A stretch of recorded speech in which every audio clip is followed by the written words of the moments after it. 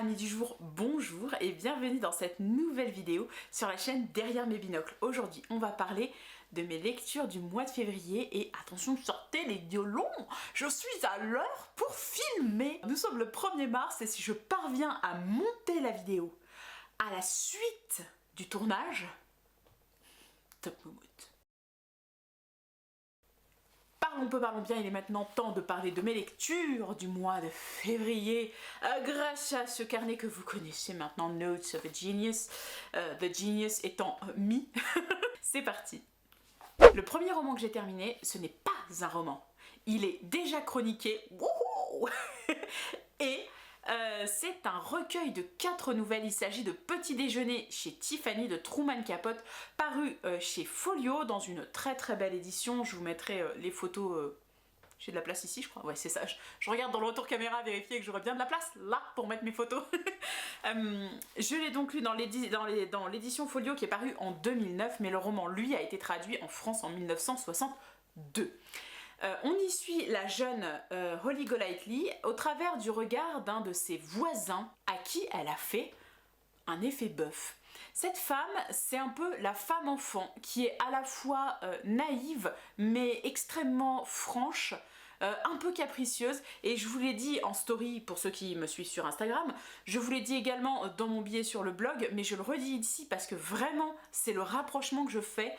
Quand je pense à Holly Golightly, je pense au Petit Prince, parce que elle me fait penser à la fois à la rose dans son orgueil et dans son besoin d'appartenir et dans son besoin d'aimer, mais aussi au renard dans son besoin d'être apprivoisé.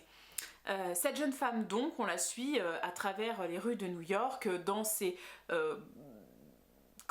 ses connexions, ses connaissances, ses amitiés, ses amours, et on la suit à travers un homme qui lui aussi tombe sur son charme mais avec qui il ne se passera jamais rien. C'est une histoire un peu tragique parce qu'on sait bien qu'elle peut pas vraiment bien finir, elle n'a pas eu une vie méga joyeuse, elle a traversé le début du 19e... Oh putain. Je me disais aussi. Non Agatha, non, non, tu te fais pas sur les pieds là, voilà. Attends, je te prends dans mes bras, non, voilà. Tu dis bonjour, voilà. Holly Golightly donc... Aïe!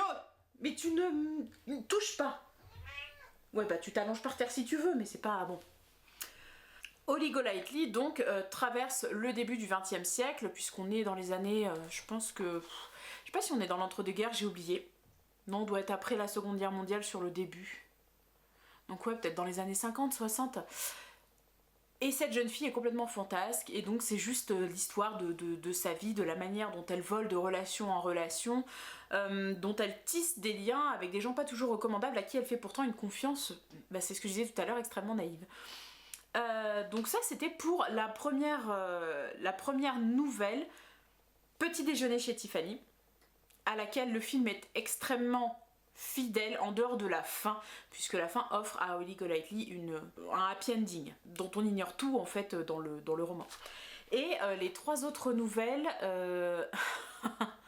les 3 autres nouvelles A few moments later. Et les 3 autres nouvelles traitent un peu des mêmes thèmes, à savoir des rêves, de l'amour naïf et inconditionnel, mais aussi de la recherche d'une certaine liberté ou de l'attachement qu'on peut avoir pour des personnes, des familles qu'on se crée également, puisque dans La Maison aux Fleurs on va suivre l'histoire d'une jeune fille qui est devenue prostituée, je pense que c'est dans les îles,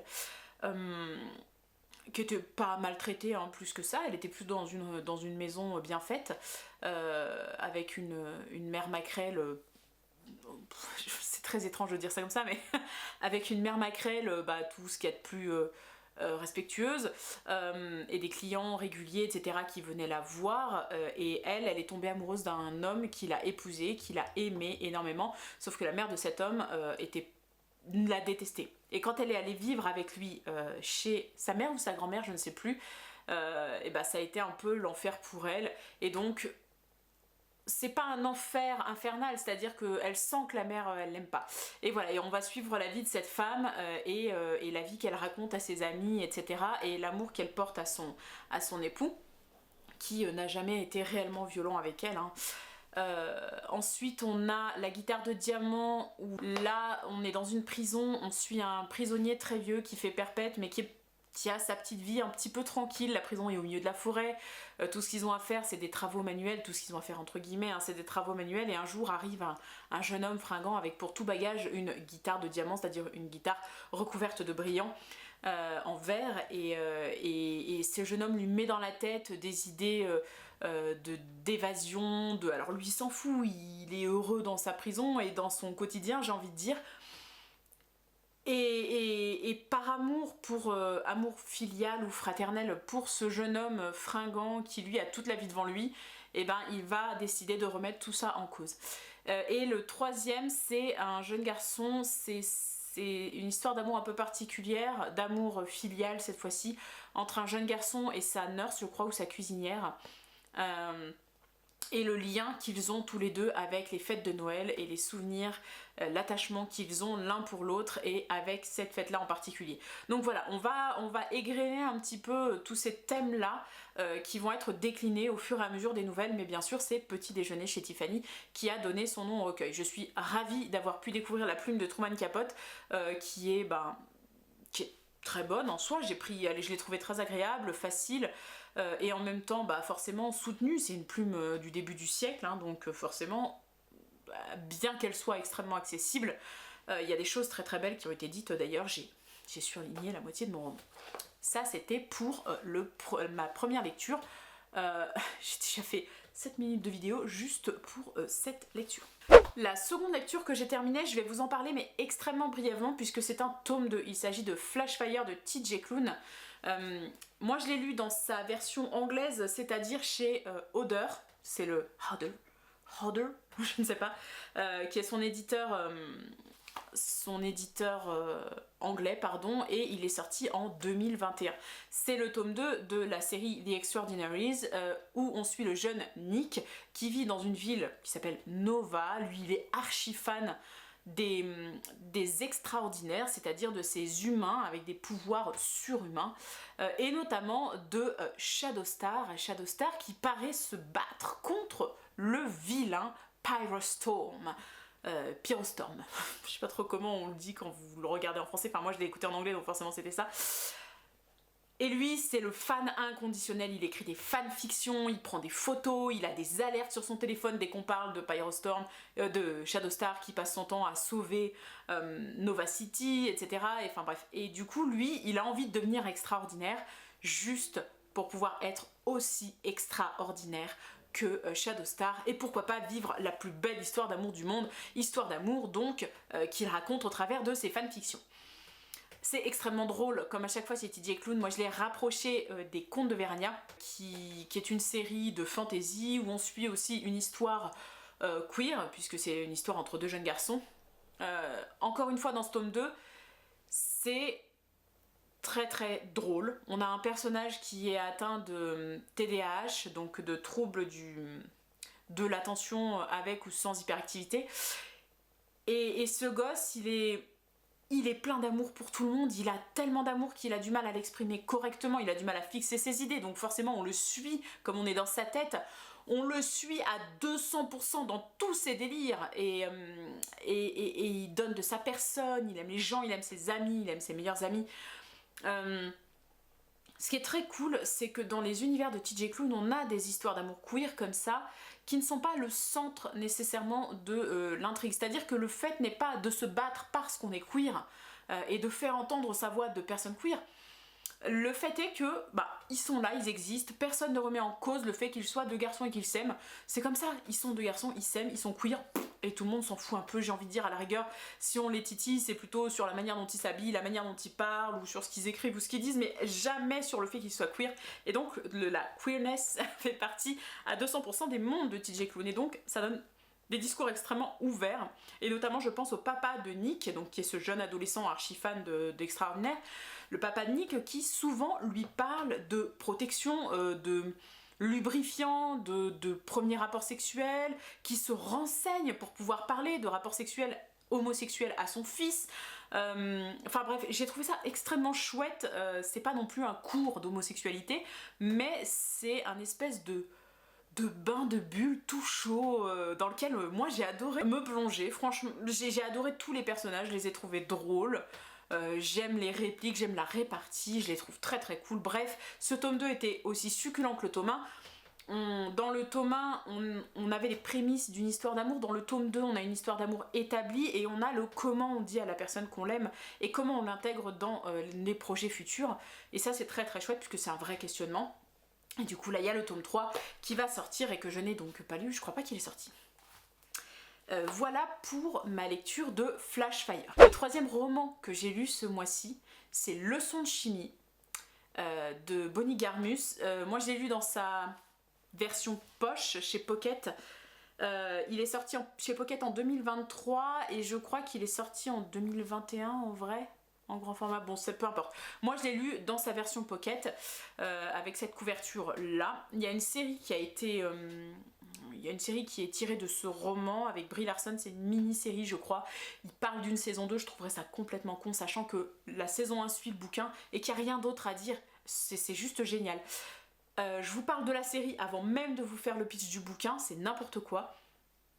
On suit l'histoire d'Elisabeth Zott, une femme qui n'a pas eu énormément de chance dans sa vie puisqu'elle a été la fille d'un faux prédicateur, on va dire de secte, qui vendait des miracles aux gens et qui, quand en fait les miracles s'avéraient ne pas être des miracles, se faisait la malle et donc elle a beaucoup voyagé avec son père arnaqueur qui ne l'a jamais aimé, sa mère qui supportait son père dans ses arnaques, quitte à blesser des gens avec ses pseudo-miracles. Bref, cette jeune femme a donc un esprit extrêmement cartésien, ce qu'elle aime c'est la chimie. Et donc elle devient chimiste envers et contre tous.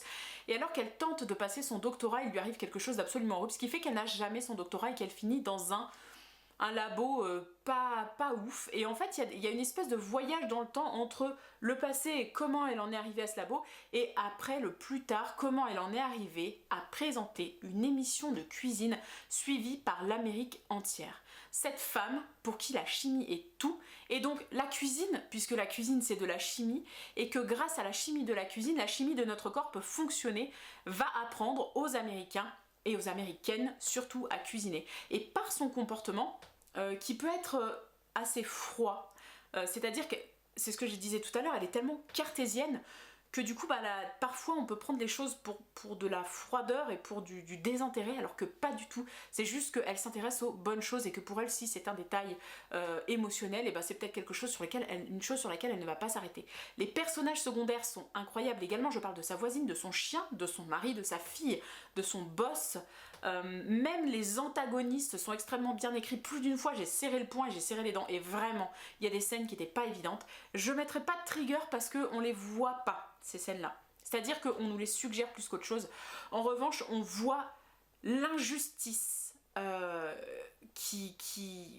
qu'elle subit. Cette femme, elle est chimiste et elle vit dans les années 60, c'est ça que j'ai oublié de vous dire, c'est genre super important. Elle est chimiste, elle vit dans les années 60 et elle n'est donc qu'une femme, elle n'est pas mariée, elle a un enfant hors mariage avec un homme certes qu'elle aime, elle fait un métier qui n'est pas fait pour les femmes, et donc on ne la croit pas, et donc on lui vole ses travaux, et donc on lui renvoie dans la figure qu'elle n'est pas doctorante, et donc, enfin bref, elle subit de la merde, et j'ai envie de dire, à chaque fois qu'il lui arrive un truc de merde, moi j'ai l'habitude de lire des romans qui s'écrivent aujourd'hui, donc des romans très contemporains, dans lesquels, notamment en romance par exemple, puisque j'en lis un petit peu, à chaque fois qu'il se passe un truc mauvais, vous en entendez parler pendant 15 pages, et c'est chiant.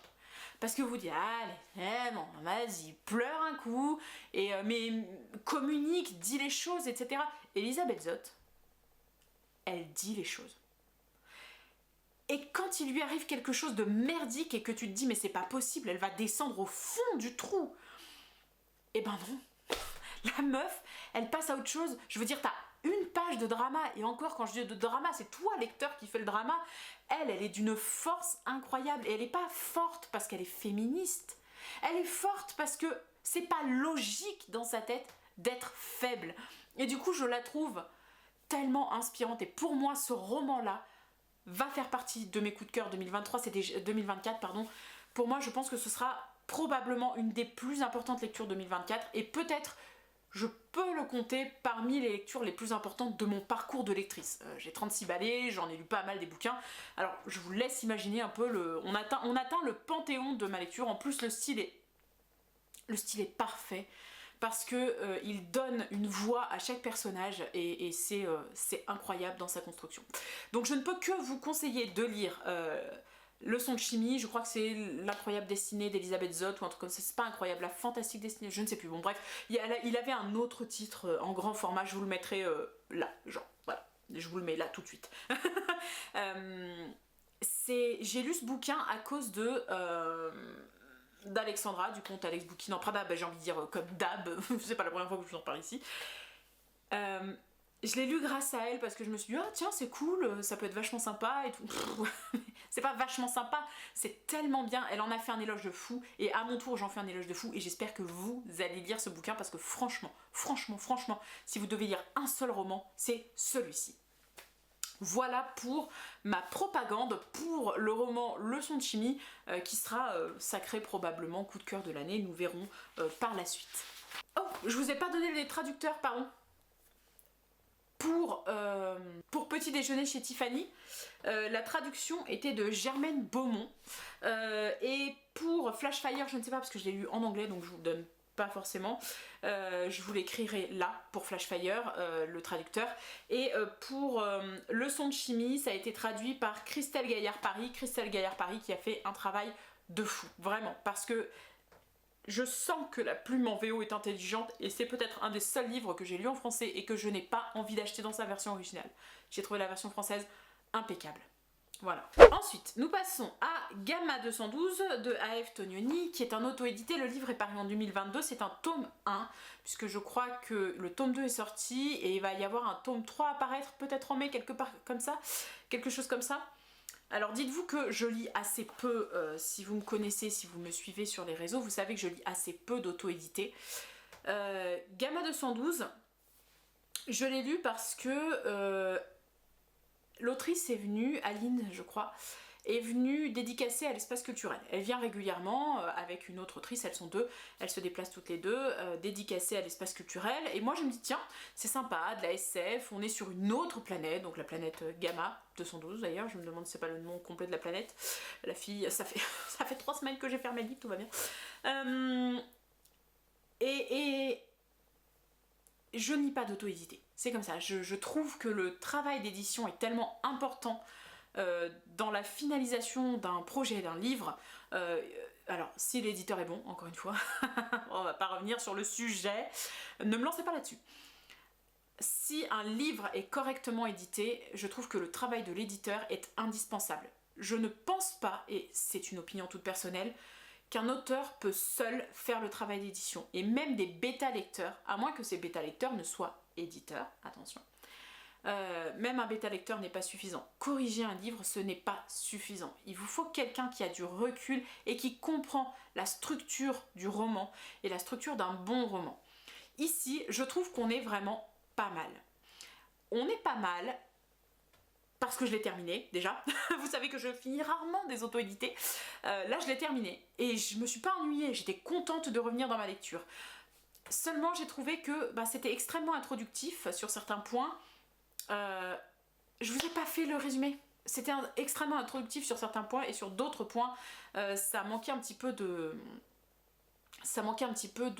d'étoffe, tu vois. Alors, de quoi ça parle? On y suit... Merde, comment il s'appelle? J'ai oublié le nom. Zach. On suit donc beaucoup de personnages, mais pour moi le personnage qui est central parce que c'est lui qui relie tous les autres personnages, c'est Zach. Zach qui a 28 ans, qui vit à Mela Harris, qui a un frère, un petit frère qui a été adopté comme lui par des parents adoptifs donc. Et il se trouve que ce petit frère a une maladie et que cette maladie nécessite un traitement, un lourd traitement et que malheureusement sur Mela Harris tout le monde n'a pas accès facilement au traitement. Et bien souvent il faut des longs rendez-vous, il n'y a pas assez de médocs pour tout le monde, bref, ce petit frère là il fait de la merde, il fait des conneries, il va faire des raids dans un hôpital pour tenter d'avoir des médicaments et un jour il va demander son aide à Zach. Et Zach refuse de l'aider parce qu'il refuse de plonger dans ses conneries, il a une vie posée. Il fait son raid tout seul sauf qu'il est blessé et en voulant l'amener à l'hôpital, Zach va déclencher toute une série d'événements. À côté de ça on va suivre d'autres personnages, notamment une jeune fille qui vit dans un village en dehors de la grosse ville de Melaharis sur Gamma 212. Elle vit dans un village qui vit en autarcie. On va suivre aussi une jeune femme qui a intégré une unité spéciale de l'armée. Et en fait, petit à petit, on va comprendre que il y a peut-être eu des choses pas très jolies qui se sont faites quand les colons sont arrivés de la Terre sur Gamma 212 pour coloniser la planète. Et là, ça se transforme un petit peu en Avatar. Puisqu'il a fallu virer les autochtones, par exemple, dont on n'entend pas parler à la ville. Et donc c'est là que Zach va comprendre que en fait, sa petite vie rangée dans la ville de Melaharis sur Gamma 212 n'était peut-être pas la vie idéale. Et il va comprendre plein d'enjeux, bref, son lien avec la planète, pourquoi son frère est malade, etc. Donc, c'est super, tous les personnages sont géniaux. Moi j'ai été hyper curieuse de comprendre le lien entre les différents personnages, parce qu'on vous montre différents points de vue mais qui n'ont rien à voir les uns avec les autres. Et puis on se dit mais à un moment ça va forcément se regrouper. Et effectivement à un moment ça se regroupe, je ne vous dis pas comment ni pourquoi. J'ai trouvé ça super intéressant, mais pour moi ça c'était une bonne première partie de roman.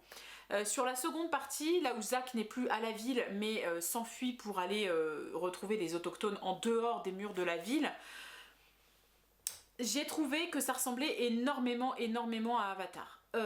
C'est pas du repompage, parce qu'il y a forcément... Aline a inventé toute une mythologie, c'est hyper bien fait, mais quand même, on est sur ce truc-là, et moi j'avais du coup les Na'vi en tête, vraiment, j'avais Né Na'vi et Jake Sully dans mon esprit pendant que je lisais. Ça m'a pas déplu, mais je me suis dit, bon Dieu, ça ressemble quand même vachement à Avatar. Je pense que ça s'en sépare beaucoup dans le tome 2, je pense que le tome 2 va faire la lumière sur pas mal de choses, et si j'ai beaucoup aimé ce tome 1, il y a eu quelques maladresses, quelques répétitions, le style était très bon au global, mais je pense que ça aurait mérité une relecture pour effacer certaines coquilles, non ça ne refait pas, certains mots qui sont utilisés peut-être un peu de travers, où j'ai tité, où je me suis dit à mon avis c'est pas ce que tu as voulu dire, et puis certaines répétitions, certaines formulations qui pour moi sont pas passées. Mais encore une fois, je n'ai pas arrêté ma lecture, donc c'est un roman que j'ai beaucoup aimé, que je vais suivre, je vais probablement d'ailleurs lire le tome 2, mais voilà, je pense que ça aurait mérité peut-être un petit peu d'aide pour structurer autrement le roman, non, la structure elle est bien, pour équilibrer, on va dire, les différentes phases du récit, et puis peut-être pour aller plus profond sur certains sujets. Pourquoi pas proposer, par exemple, comme on est sur une planète totalement étrangère, un petit paragraphe en exergue au début de chaque paragraphe, avec, je sais pas moi, comme c'est le cas pour Dune par exemple, au début de chaque chapitre vous avez un petit paragraphe qui est extrait ici d'un journal d'un chercheur, là d'un livre politique, là d'un livre religieux, et du coup ça permet petit à petit, en fait, au fur et à mesure où on avance dans les chapitres, de grappiller un petit peu sur l'histoire et le lore et tout ce qui entoure, que ce soit scientifique ou religieux ou historique, etc. Tout ce qui entoure l'histoire des héros, et du coup ça nous permet de peut-être nous recentrer sur le récit plutôt que de nous disperser en questionnement. Voilà, simplement c'était la petite remarque, mais vraiment un bon roman et une excellente surprise d'auto-édition qui plus est, qui pour moi aurait, pour moi par exemple ce serait un très très bon, presque un très très bon premier jet à envoyer à un éditeur. J'espère ne pas être cruelle avec ça, parce que franchement c'est pas mon but c'est pas de descendre le livre, au contraire c'est de vous dire qu'il y a vraiment des trucs très très bien dedans. Ensuite j'ai terminé le roman Crookhaven, le tome 1, c'est de J.J. Arcangelo, pardon, je lis mes notes, c'est traduit par Anaïs Papillon, c'est paru chez PKJ en 2023 et le tome 2 est sorti. Crookhaven, c'est l'histoire du jeune Gabriel, je crois, je l'ai fini hier, putain. Ouais, c'est ça. C'est l'histoire du jeune Gabriel qui vit seul avec sa grand-mère. Ils sont très très pauvres. Et lui, il fait les poches des gens dans les gares pour subvenir aux besoins de sa grand-mère qui, elle, s'esquinte la santé à travailler dans un manoir, à entretenir un manoir de gens fortunés qui sont des vrais empaffés, qui sont pas très gentils. Et un jour, il se fait repérer en train de shipper. Et c'est un peu l'arroseur arrosé, il se fait voler par un voleur qui, à la place de son objet porte-bonheur, lui laisse à la place une carte sur laquelle il lui demande de rejoindre Crookhaven, donc l'école, un peu comme Harry Potter et la voie 9 3/4 quoi. Et vous allez voir, je vais dire beaucoup comme Harry Potter. Et donc il rencontre le directeur de cette école qui lui dit on peut faire de toi en gros une star de voleurs. Nous on forme les voleurs mais on les forme pas pour shipper n'importe quoi n'importe comment, on essaie de remettre de l'ordre dans le monde en faisant des coups et donc on est des gentils voleurs, un peu des Robins des Bois. Donc il y a des hackers, il y a des pickpockets, il y a des gens qui s'infiltrent dans les musées, il y a des... enfin bref, il y a de tout et donc dans cette école de Crookhaven on forme les voleurs. Lui, donc Gabriel, va se lier d'amitié avec des jumeaux hackers qui sont très maladroits en dehors de leurs ordinateurs, mais sur leurs ordinateurs sont des têtes, avec Penelope Crook, qui est donc la fille du directeur, et puis avec Amira, qui est une jeune fille très très douée également. Et on va lui apprendre plein de choses, notamment qu'il existe des voleurs qui s'appellent les sans-noms, qui sont des méchants voleurs qui volent, qui déshonorent en gros la profession, et puis on va leur apprendre le vol, on va leur donner des cours de vol, d'histoire du vol, de ficelle du métier, etc. Et leur but à eux, c'est à la fin de l'année de réussir à cambrioler le bureau des directeurs pour y trouver un objet. Et celui qui réussira aura tout un tas de points, 50 points en l'occurrence. C'est pour ça que je vous dis, ça me fait beaucoup penser à Poudlard parce qu'il y a un système de points, parce que Pénélope me fait beaucoup penser à Hermione Granger, parce que les jumeaux me font beaucoup penser aux jumeaux Weasley, parce que Gabriel, dans son truc du je suis très bon, etc., mais quand même pas le meilleur, mais quand même j'ai une histoire qui est liée à cette école, il me fait quand même un peu penser à Harry Potter. Donc voilà, il y a plein de trucs où je me suis dit, il y a pas mal de petites ellipses aussi.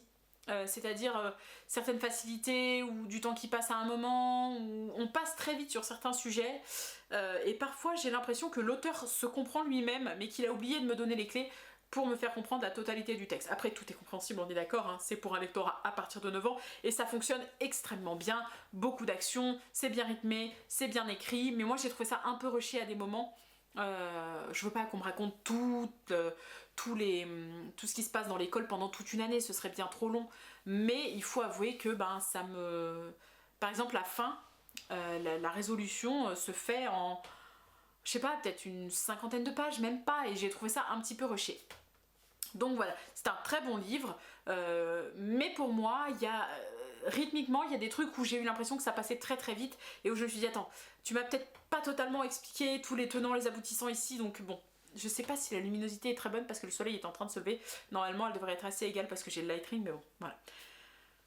Donc voilà, j'ai beaucoup aimé Crookhaven, je trouve que c'est une lecture qu'on peut conseiller à un lectorat entre 9 et 11 ans, je l'ai trouvé très cool, il paraît que le tome 2 est encore mieux que le tome 1. Moi j'ai trouvé qu'il y avait des petits soucis de rythme au niveau du tome 1, qu'il y avait de grosses ressemblances, mais comme tous les bouquins je pense maintenant où les jeunes gens vont se rendre dans une école pour apprendre que ce soit la magie ou ici le vol ou le piratage, etc. À chaque fois qu'il sera question d'une école, on rapprochera toujours ces bouquins d'Harry Potter, c'est comme ça. Harry Potter a formaté, a créé un genre dans un sous-genre, on va dire, une catégorie dans la littérature jeunesse, un précédent, et je pense pas qu'on pourra vraiment s'en défaire. Donc pour moi, même en termes de construction de personnages, ça y ressemble énormément. Ces personnages très proches qui te trahissent, ouais, j'ai vu le tome 1 d'Harry Potter vraiment. Donc voilà pour Crookhaven. J'ai également lu pour le club de lecture de ce mois-ci, puisque je fais partie d'un club de lecture dans une ville à côté de chez moi. Assez loin de chez moi, mais c'est un chouette club de lecture avec des chouettes gens. J'ai lu le tome 1 de Entre Chien et Loup, c'est de Mallory Blackman. Le grand format est paru chez Milan en 2005, je crois qu'il a été traduit, parce qu'il est paru en 2001 aux États-Unis, je crois qu'il a été traduit en 2005. Et là, la version que j'ai lue moi, c'était la version poche qui, elle, est sortie en 2017, je crois, chez le livre de poche. Ça a été traduit par Amélie Sarne et du coup le principe de base est que on prend le monde tel qu'il est aujourd'hui et on se dit qu'est-ce qui se passerait si le monde était inversé, si ce n'était pas les personnes blanches qui étaient au pouvoir mais les personnes noires de peau qui étaient au pouvoir. Et que c'était les blancs qui avaient subi l'esclavage, qui avaient subi tout un tas de trucs, et que c'était encore eux qui étaient ostracisés, que c'était les policiers noirs qui commettaient impunément des bavures sur des personnes blanches, enfin bref. Et donc là on va suivre deux familles, la famille de Callum et la famille de Sefi. La famille de Sefi, son père il est gouverneur je crois, un truc comme ça, enfin il est super important. Elle est black.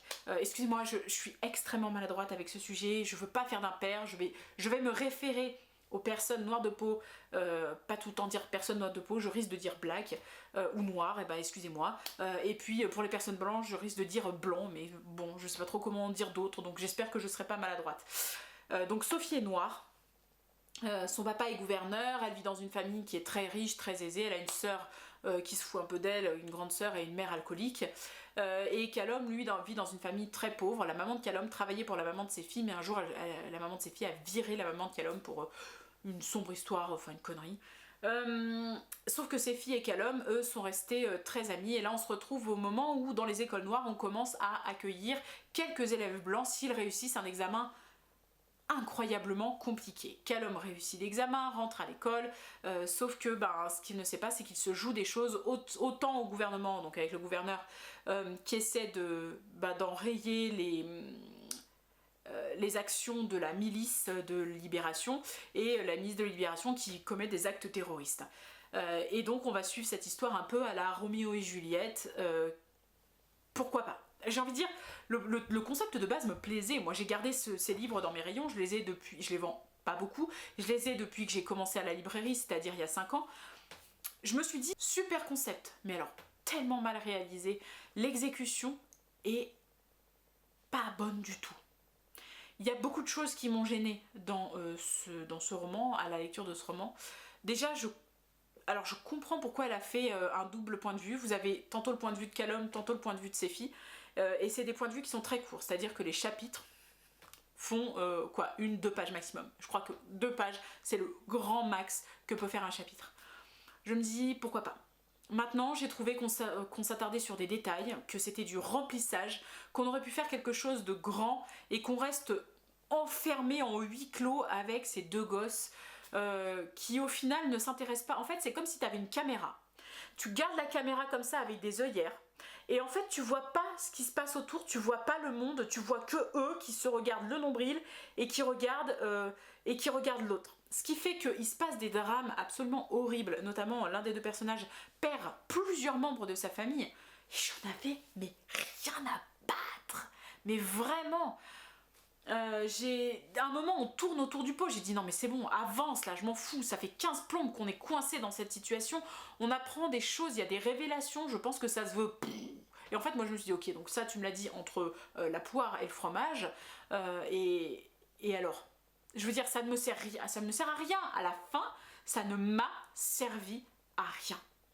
Et alors, la romance amène naturellement à une scène de rapprochement physique, je vous en dis pas plus, mais cette scène de rapprochement physique, elle est malsaine, elle est mal placée dans le roman.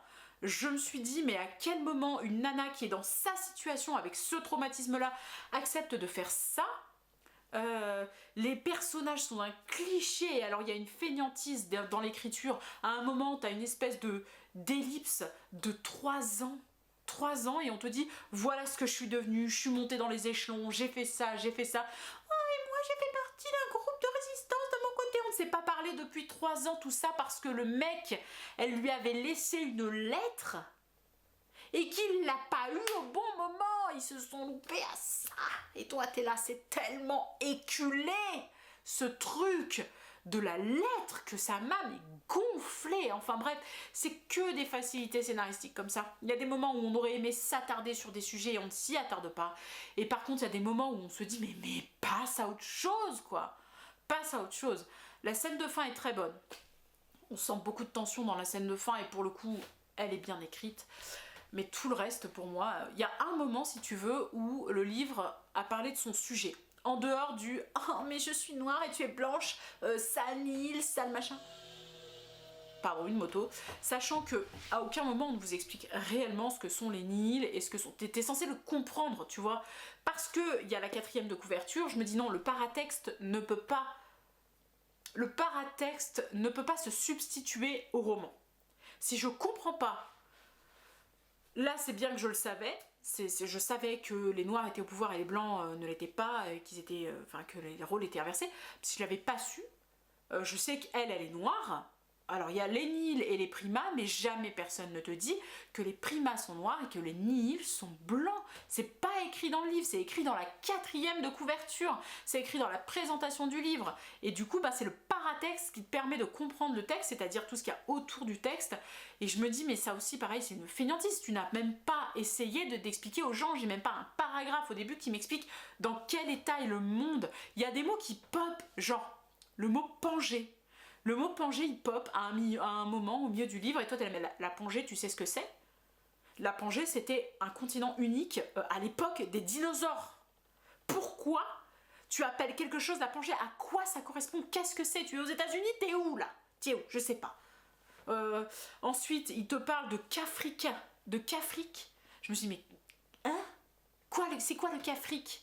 Tu vois? Donc, soit tu prends des mots qui existent et tu désignes avec des choses qui ne sont pas du tout ce pourquoi le mot a été fait à la base, soit tu me crées des mots mais sans m'expliquer réellement ce que c'est. Du coup, je ne comprends rien à la politique. Là où, par exemple, un roman comme, je ne sais pas, par exemple, Les Puissants parlait également d'ostracisation d'une population sans pouvoir contre la population qui avait un pouvoir, un don. Là, il y avait des intrigues politiques, c'était intelligent, tu vois, ça sortait un peu du oh là là, mais je t'aime, mais tu es noire, mais je suis blanche, il y a autre chose autour de vous, les gars, il y a autre chose.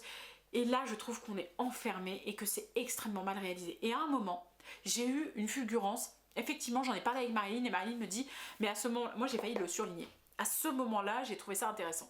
Il y a un moment où la Black, elle dit, je suis désolée, elle dit à Callum, donc qui lui a la peau blanche, je vais te soigner, je te mets un pansement. Je suis désolée, j'en ai pas des avec la peau beige, j'en ai que des marrons.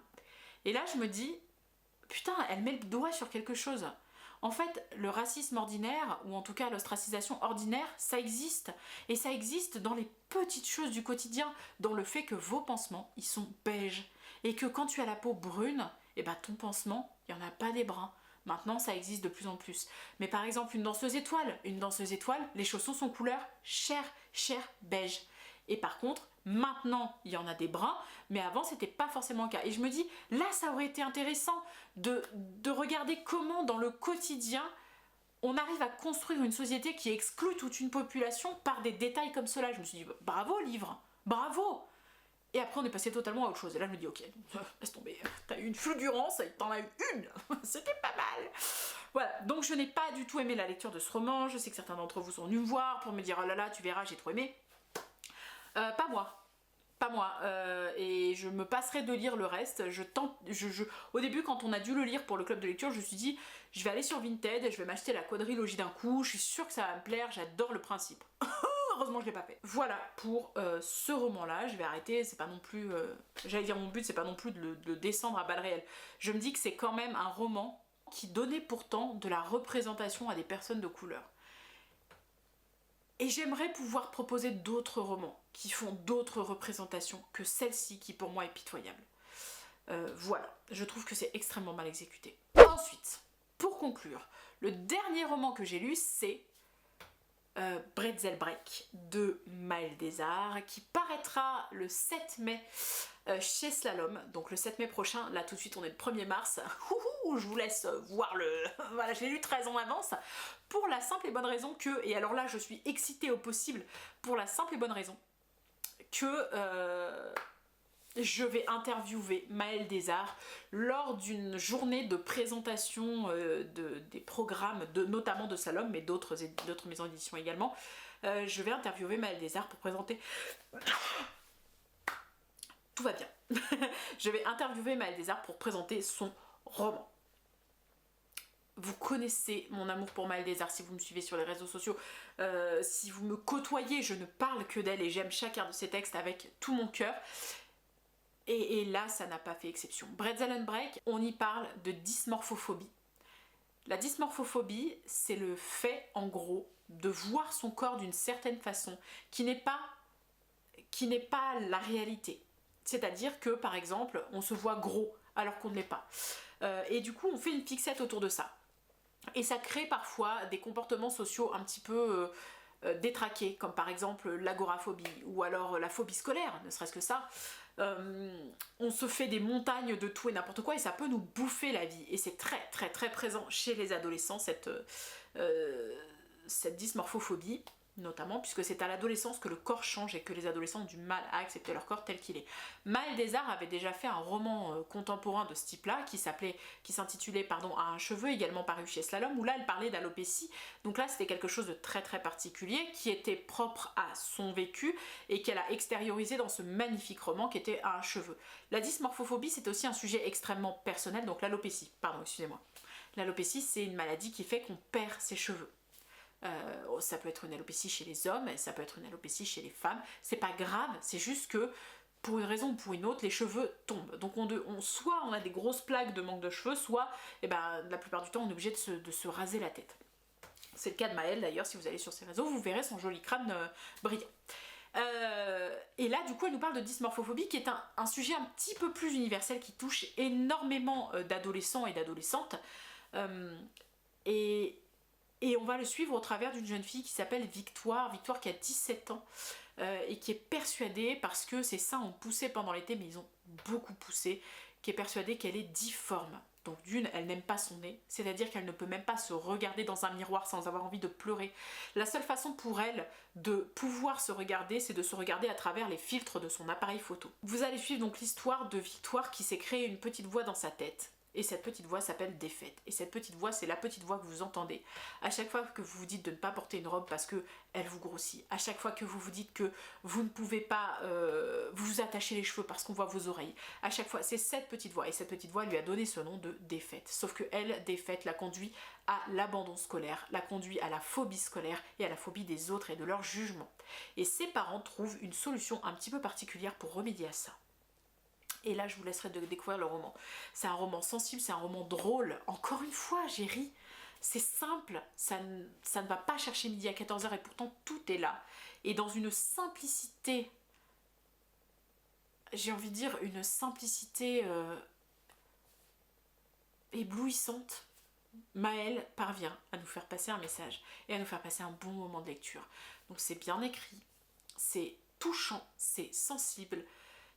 On sent tout le drame qui se joue chez les adolescents. Il y a aussi question de reconstruction, etc. C'est vraiment un roman sur lequel je vous conseille de sauter dès sa sortie. Ça s'appelle Bretzel Break et ce sera disponible naturellement à la librairie et dans toutes les bonnes librairies de France et de Navarre. Sautez sur ce roman parce que la dysmorphophobie, c'est pas comme l'alopécie. On est nombreux à l'avoir vécu ou à la vivre encore et c'est un sujet important. C'est sur ce dernier roman que s'achève la vidéo bilan de mes lectures du mois de février, ce qui nous fait 1, 2, 3, 4, 5, 6, 7. 7 romans, c'est quand même pas mal, on a bien avancé. J'espère que le mois de mars sera aussi fructueux. Si vous avez lu certains de ces romans, n'hésitez pas à m'en parler en commentaire. Si vous souhaitez en lire certains, ou alors si je vous ai donné envie, ou si vous n'êtes pas du tout d'accord avec moi et que vous avez envie de m'insulter, soyez respectueux s'il vous plaît. Mais si vous avez envie de m'insulter, de me faire manger mes morts parce que j'ai insulté votre livre favori, n'hésitez pas en commentaire, on peut en discuter en tout bien tout honneur naturellement. Moi je suis hyper ouverte, je vous donne mon ressenti, je vous donne mes idées par rapport à mes lectures, mais bien sûr vous pouvez avoir vos propres idées. Je m'arrête de parler ici et je vous souhaite une excellente journée, soirée, peu importe quand est-ce que vous regardez cette vidéo et je vous dis à la prochaine. Ciao.